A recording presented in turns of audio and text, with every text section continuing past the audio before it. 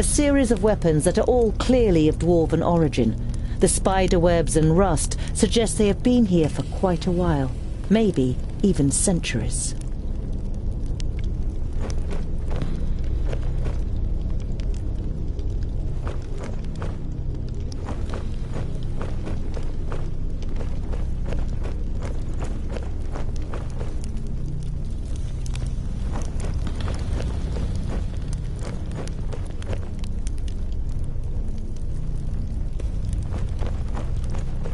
You have difficulty deciphering the scrawl. Throw the firstlings in the forge. Beat the secondlings to a pulp. The fourthlings are... The rest is illegible.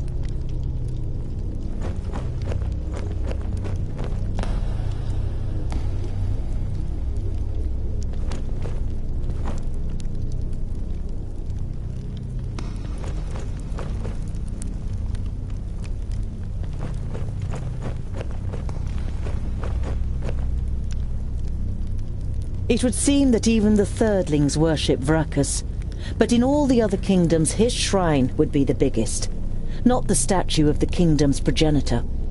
A couple of gold coins are in the bowl in front of the shrine.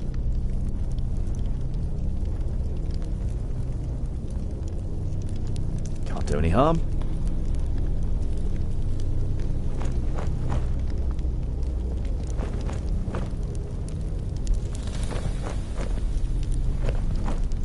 Lorimber, the progenitor of the thirdlings. In most of the chronicles about the 5 dwarfen kingdoms, only very little is written about the thirdlings, and what is written is full of disgust. They are called traitors, or worse.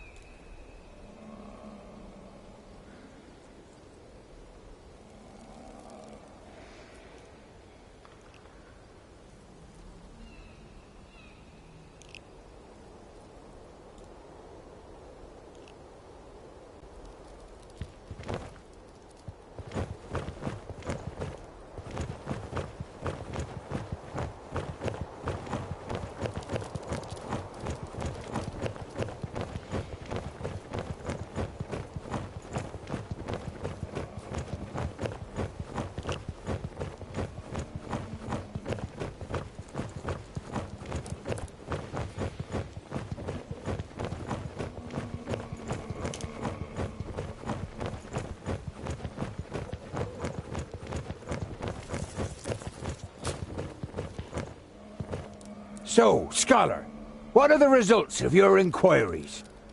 There is an abandoned fortress in the mountain, and I think it belonged to the Thirdlings. Boindill's eyes narrow. The blasted dwarf killers! A Thirdling fortress? Here? In the middle of Girdlegard? We must let High King Gundrabur know about this.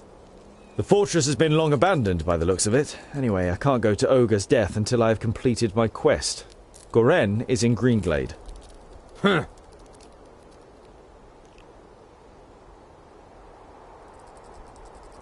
The High King? Why do you want to bring me to him? All right then. It's about the choice of the new High King.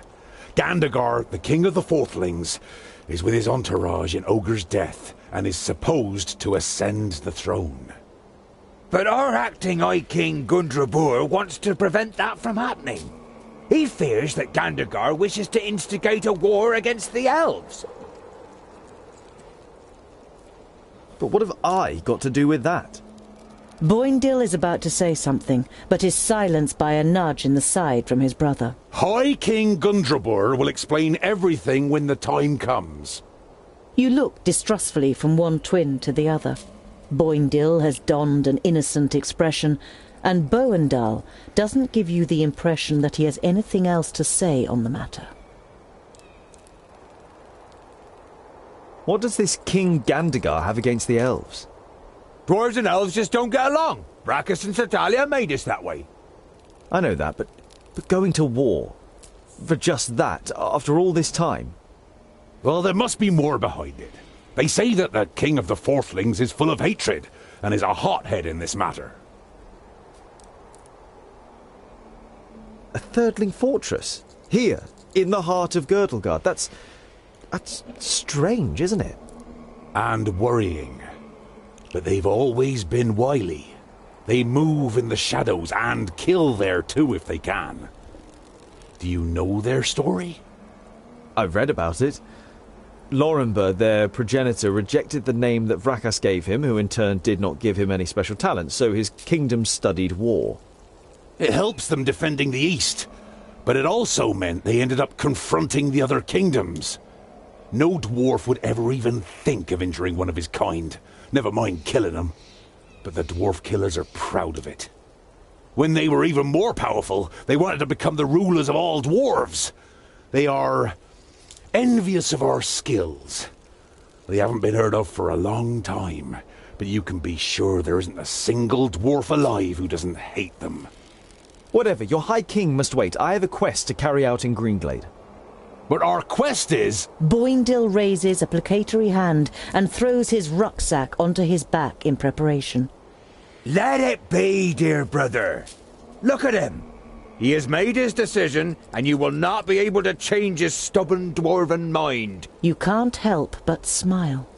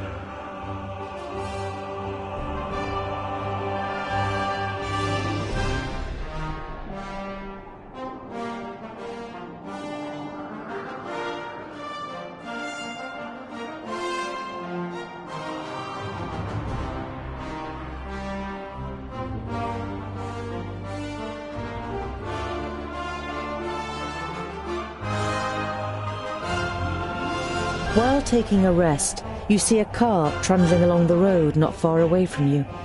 A young couple are sitting on the box seat, clearly in love and more interested in each other than the rest of the world around them. The sight reminds you of a long, unanswered question. So, I was wondering, what do female dwarves look like? Pretty. Very pretty. Uh-huh. You were expecting a little more information. Do they have beards? No, I would say it's more like fluff. Oh, very attractive. And what do they do? I mean, are they warriors too? In our kingdom, most take care of domestic life. They take the animals down to the meadows in the valleys, make sure the larders are full and that there's plenty of good beer, and make our clothes. It only ever causes problems when men and women stand shoulder to shoulder in battle. Some of them are talented stonemasons and smiths, and beware of insulting their skills. They are no less proud than we are. Once again, you reach the crossroads and the Stone Sheep Tavern. You walk to the nearest empty table with the twins in tow and sit down. The landlord comes out from behind the bar and walks over to your table. He gives a narrow smile. Good to see you again. What can I get you today?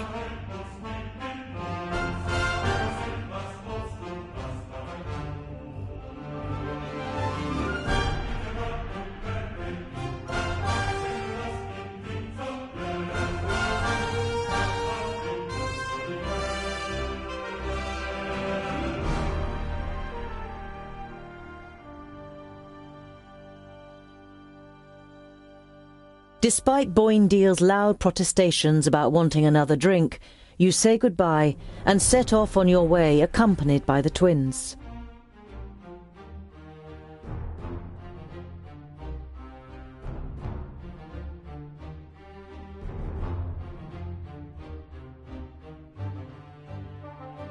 You arrive at a small, bustling village. One thing is clearly missing from the lively scene: the sound of metal on metal from the village smithy that would normally be heard above everything else at this time of day. A dour, grim-looking man is sitting in front of the forge with his right arm in a sling. His expression brightens as he sees you, and he jumps to his feet. Dear dwarves, could I interest you in helping me in my workshop for a day? The man's expression is somewhere between desperation and hope. As you don't answer immediately, he continues.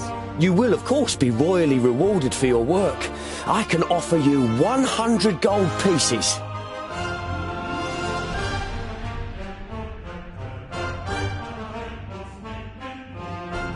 What happened to your arm? A stupid accident. A box of blanks fell down. I was trying to catch it. It will heal, fortunately, but I won't be able to wield my hammer for a while. You must have quite a backlog of work. You nod sympathetically. You always felt bad if you were ill or couldn't work in the forge for some reason or other. Loads. But if what I hear about the metalworking skills of the dwarves is true, it will be easy for you to manage it in a day.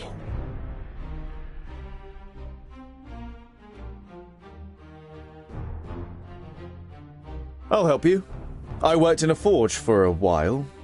You modestly conceal that in this case, a while means almost a whole human lifetime. A little later, you are standing in the workshop, examining the smith's inferior tools, while he fires up the forge and prepares everything for the job, as well as he can, with just one good arm. You weren't able to persuade the twins to help you. As warriors, they'd rather go hunting, Boindeal declared. But you think it's more probable that you'll find them drinking beer. But you don't care. You're excited about being able to smith again after such a long time. Hours later, you have forgotten everything around you. The heat of the forge, the sweat on your warm skin, the play of the flames. You're in your element and work as if in a trance.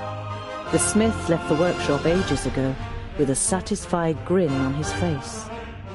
Wait, I'm talking to you. You look up in surprise. Everything but the beating of the hammer had ceased to exist, and you didn't notice that someone has come in. Can you do it? You immediately dislike the middle-aged man. He sounds you out so doggedly with his light grey eyes that it feels as though he wants to look right through you and into your deepest thoughts. The man points to 2 horses. Those 2, in 1 hour.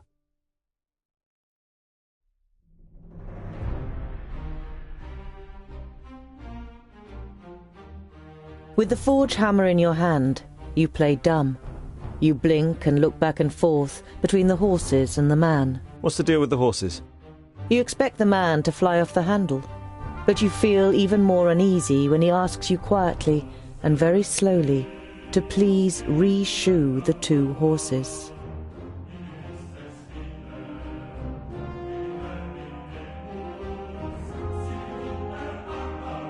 These 2 need shoeing? No problem. The man doesn't look convinced, but you get to work with confidence. 2 more armed men are standing next to the horses, sizing you up.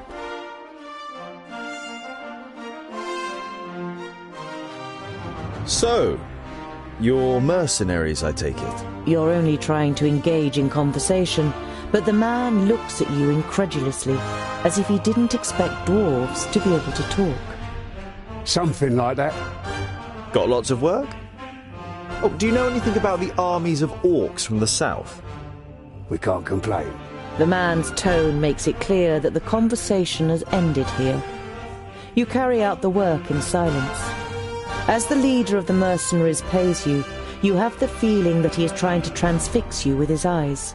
The men leave the workshop without a word. The men join a larger group of horsemen, more than a dozen, outside the village. You stay hidden and listen. Not here in the village. Go. Search the road between here and Clintal again. The other mercenaries nod and the group rides off. You can't make head nor tail of what's going on here, but you don't like it. You tell the twins about your encounter, and they decide to be especially vigilant over the next days. You spend the night in the smith's house and move on the next morning.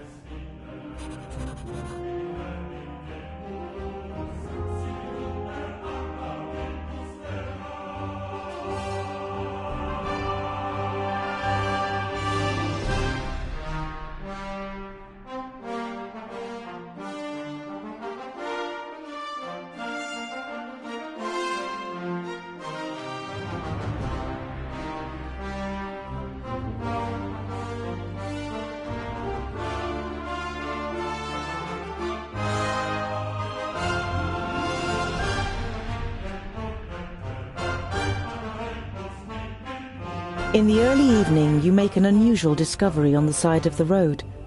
A colourful trader's wagon has been carelessly abandoned, with not a soul in sight. I don't like the look of this one bit, Boindil. You take a look around there, I'll stay on this side.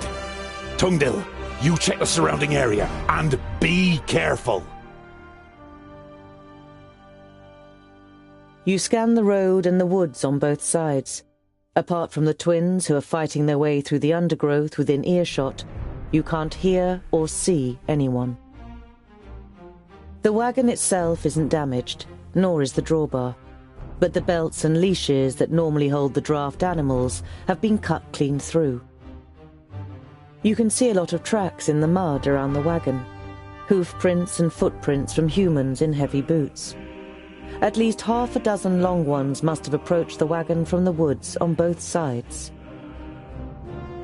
The dwindling daylight provides little light inside the wagon. It smells of leather, spices, and candles. And there's another smell in the air, which you can't quite place. It reminds you of your forge in Lot Yonan's vaults, but different. It is messy, but no more so than you would expect from a single dwarf. The bed is rumpled, and there are tools and leftover materials piled up on the little workbench. There are several cupboards hanging on the right-hand wall.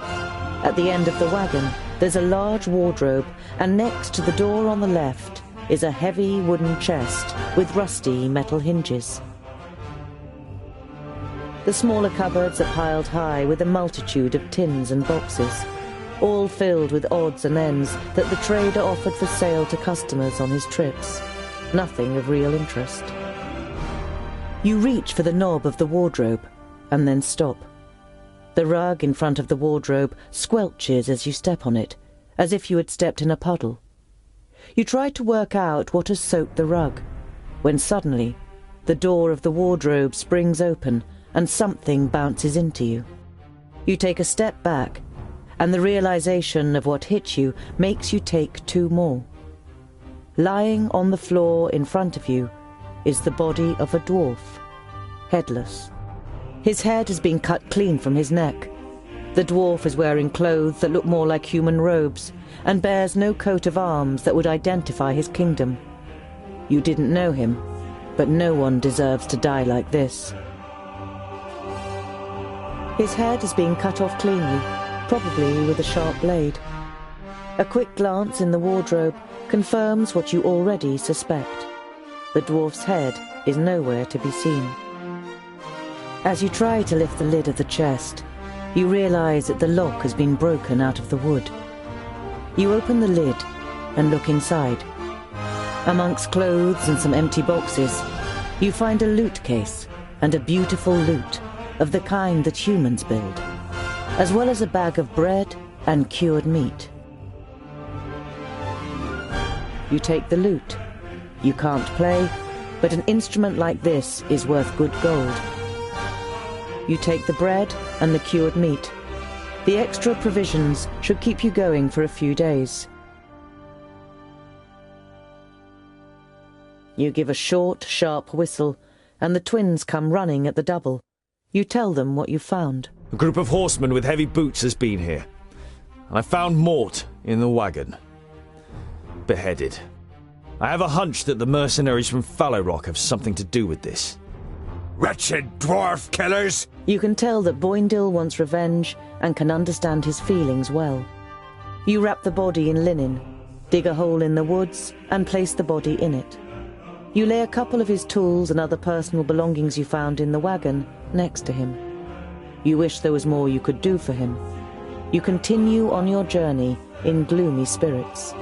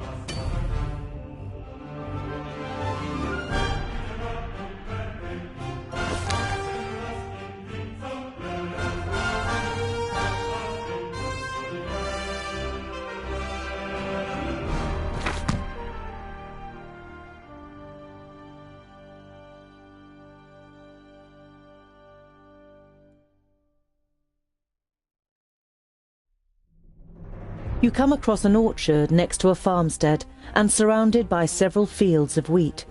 You don't see anyone working in the fields, but there's a young man lying under an apple tree. He has his legs crossed and a straw hat is covering his face. Excuse me, but we're looking for a group of mercenaries. Have they passed by here? The young man is startled.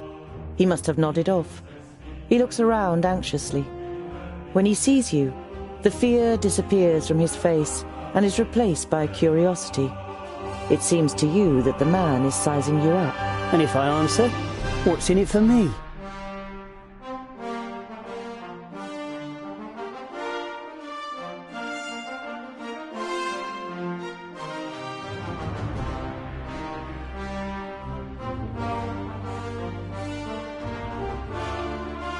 You draw your axe, and a moment later, the twins do the same.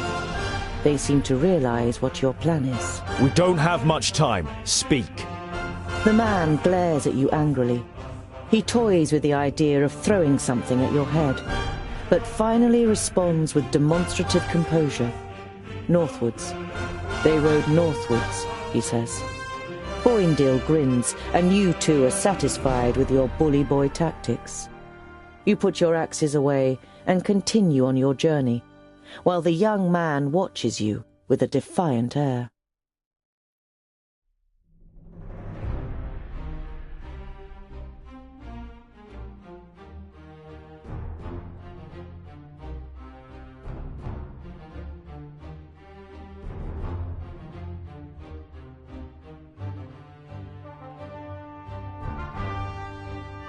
The first thing you notice as you enter the village of Clintal is how quiet it is.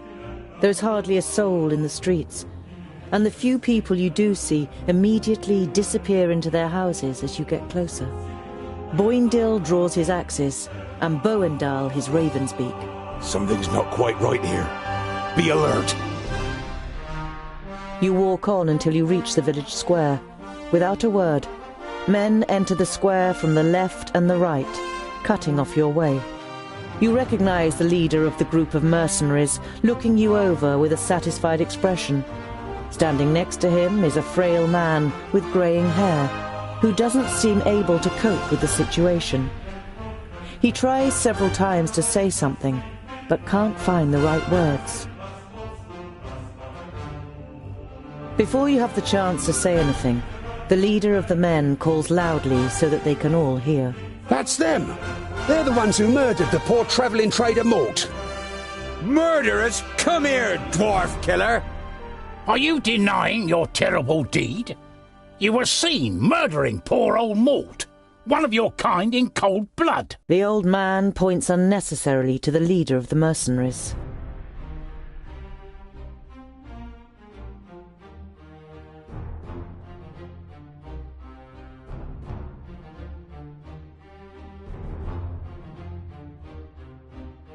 We are not murderers. A dwarf would never do anything like this to a fellow dwarf. Is that so? Are there those amongst you who you call dwarf killers? A whole kingdom of them, and you claim that dwarves would never kill dwarves? It's true. Mort spoke of this kingdom. Dwarves who kill dwarves. You lie! Seize them!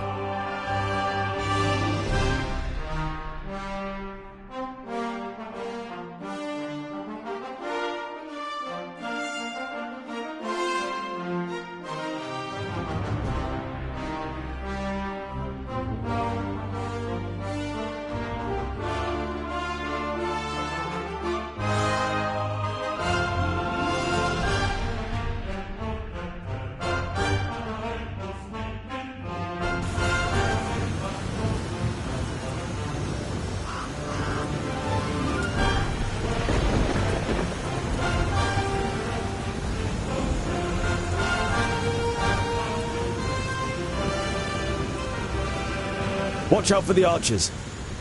Concentrate on the mercenaries, and try not to kill the villagers.